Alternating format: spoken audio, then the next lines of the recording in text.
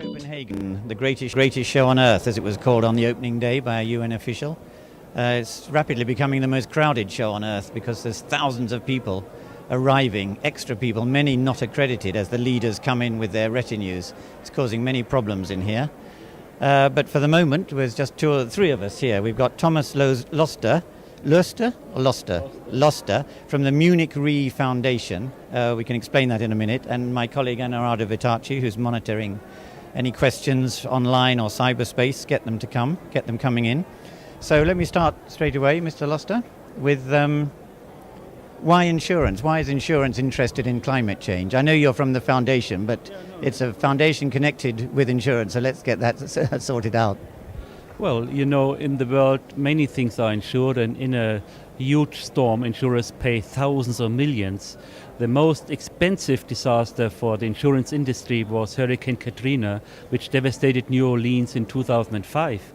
And you can hardly believe those figures. The economic losses were $120 billion, and the insurance industry had to pay $60 billion right away within a few weeks in order to get the whole thing repaired.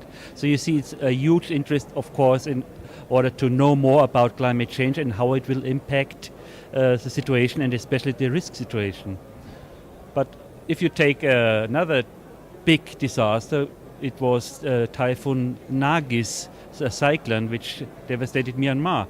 80,000 people killed, no insured values, a few billion economic losses, but a huge loss in life. So insurance needs to know what's going on, and of course we also need to know how to better help the people. So insurance has a very strong vested interest in following climate change very closely. And is it possible to say what the insurance industry as a body, or generally speaking, feels about it? Does it take it very seriously as an extra hazard? Yes, they do, of course, a lot of statistics, and they try to learn how the loss curves will be going up. And first findings say we have a clear trend from simply having more people on the globe and simply having more values, more infrastructure. So even without climate change, losses would increase. If you just take Florida, in 1950 we had 5 million people there. Now we have 15. More people, more cars, more houses, and we by nature have more losses in an event. But the first figures of the mathematicians of the insurance industry show that also global warming has an impact and is further increasing the curve. Also the risk is being aggravated because, as we know from the IPCC reports, we simply will see more extreme events. And of course extreme events are extremely costly and extremely dangerous for people. And is insurance in developing countries developed enough to cope with this, as it more or less can do in industrialized countries? This is a tragedy because the answer is a clear no. Speaking of the death toll, if we look into weather-related events from 1980 on, where we have good data, we learn that 83% of the people killed live in the developing world, in the poor countries. And if we look into 100 poorest countries of the world, only 3% of the people do have a coverage. This means only 100 million people have some sort of coverage against accidents, for health problems, or funeral insurance, for example. So the gap is really big, and we need to do more to serve these people at risk who have not only no markets but also no knowledge. And are you doing something about the insurance industry, or you in the because you're now in the foundation? You were 16 years in the insurance business, and now you're heading the foundation. But are you doing something to help countries where there is totally inadequate insurance cover? Of course, I mean, when Munich Re opened the foundation at a company anniversary, they said we have piled up so much knowledge, and they saw the need to share this knowledge, especially in those countries where there is no basic knowledge. So the claim of the foundation, or the motto, is from knowledge to action, and my task from the CEO is to just bring the knowledge of the insurance industry into the poor countries, into the developing world where there is no knowledge.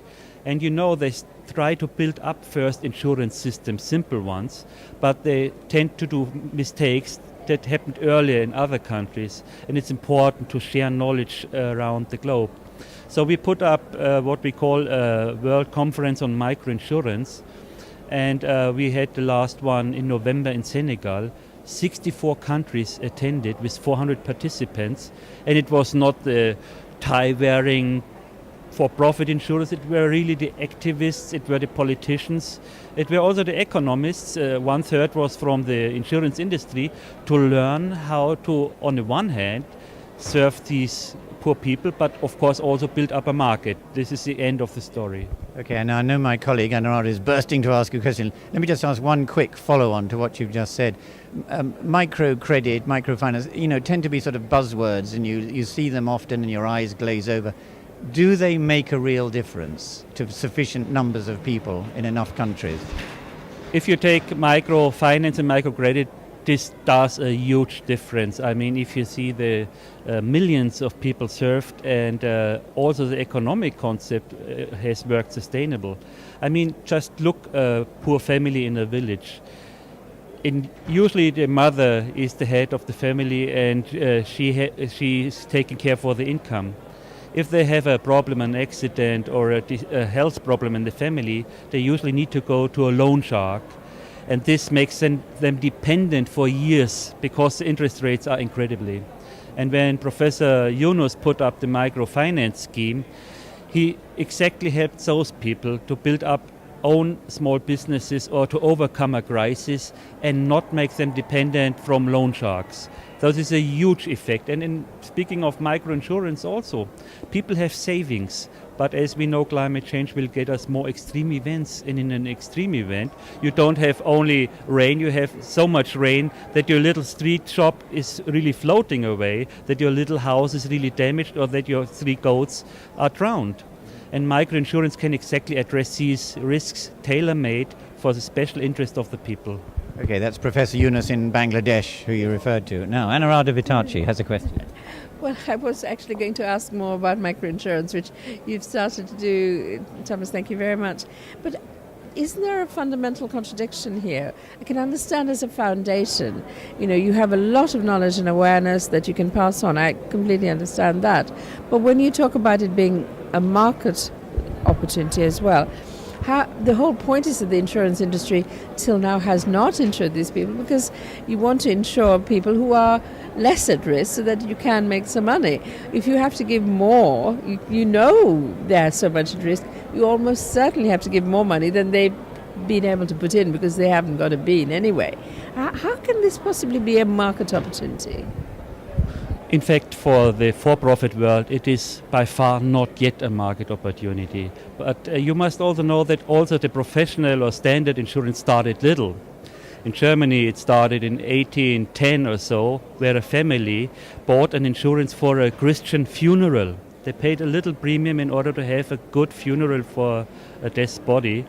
And all the villages helped each other after a fire spread, and this was the start of mutuals. For the professional insurers who have huge volumes of money and, of course, great big costs, it's not a market. But as I said, microinsurance starts little, and it's not a business from the insurance industry. It's just using insurance mechanisms. The money does not necessarily come from the private market. It comes from governments, from donors, and it helps the people to put up systems which are economically sustainable, which finally run on their own.